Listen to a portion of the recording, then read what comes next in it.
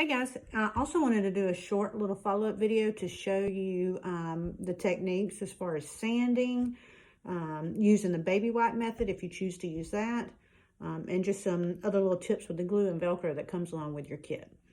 I do not have the exact project in front of me, but I'm going to show you the same techniques. If you decide to do the baby wipe technique, simply just get, I use the Walmart brand, doesn't matter what brand you use. You're just going to take one baby wipe and then whatever color paint in your kit that you want to do on your background, you're going to just dip it in your paint. Nothing special, just dip it in there. You're going to want to make sure that you go in the same direction, whether you go left or right or up and down, but it will dry in the direction that you put it on. So if you do it swirly, it's going to dry swirly. So I try to stay going with the grain. The harder you rub, the thinner it goes on.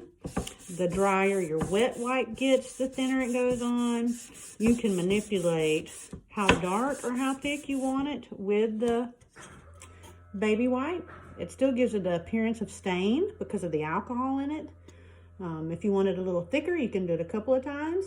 If you don't and you like the look of the stain look, where you can see a little bit of the wood grain through, then just one coat will be enough. And you can keep using baby wipes until you get the look that you want. If you choose to not do the baby wipe and you just use the sponge that's provided in the kit, you're just going to put a little on, and it doesn't need to be too thick, just a little bit. Same thing, same direction, and with the grain, just back and forth. And you'll just keep doing this. And usually it takes 2 coats usually to get a good coverage. So you do it, let it sit for just a couple of minutes, and then you can come back over it and do it again. And you can tell the difference in, this is the paint and this is the stain. So it just depends on which look you like the best. And you can put it on with the wipe, and if you don't like it and you don't like the stain, you can still always go over it with your paintbrush. You can wash these out and dry them before you continue to use them also.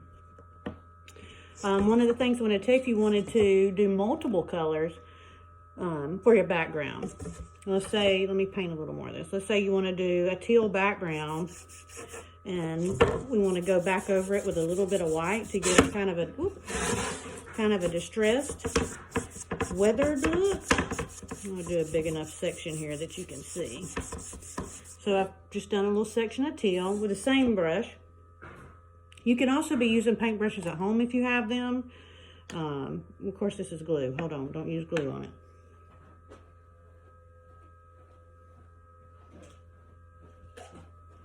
Sorry about that. So I'm going to just dip a little white. You can also do the same thing with the baby wipe method too, and I'll show you that as well. And then you just kind of go over it in spots. And I use that same white on there until it just is almost not showing. And as you can see, that gives it kind of a weathered, aged look. And you can do this darker or thicker, or lighter, either way. Now it still has a little bit of the teal through, but still shows a good bit of the white. And then I'll show you the same thing with the baby wipe. You do the same thing, just rub it on.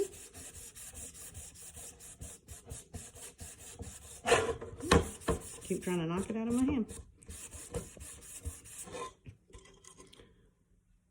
So either way, it still gives you the same look. It just depends on which method you prefer.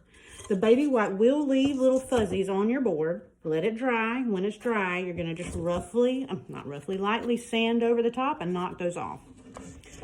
One of the other things I wanted to show you is you'll get your little container of glue. In the instructions, the written instructions that I'm including, I tell you just to put it on with your finger. You can use a brush. It's just quick and easy. It doesn't take a lot. I really dip my finger in the paint and just dab it in a few spots. And not too thick, and I rub it around. Not too thick that when you go to push your parts down onto your board, that it squishes out the side. So you just lightly coat the back and then press it down and just let it sit to dry. And I think, as far as distressing, this piece is wet, so it's not going to show you as well. But what I do is I always go around the edges. So if on your pieces, if you want to go around the edges and hit them, That gives you a very weathered, aged look. You'll notice, like with furniture and stuff, as it ages, the places that's always chipping paints are where it gets bumped and hit a lot, which is typically the edges. So you'll just go around all the edges and just sand back and forth till you see that the paint starts to come away. You can also, once your background piece is dry, and same with the attached pieces, you can sand in spots and give it a weathered, distressed, aged look also. And you'll do the same thing. Don't do it all haphazard. Make sure you stay in the same direction, doing the same motion. As far as your Velcro goes, you'll all get Velcro pieces in your pack. I tell you in the instructions how to do it, but it just has tape on the back.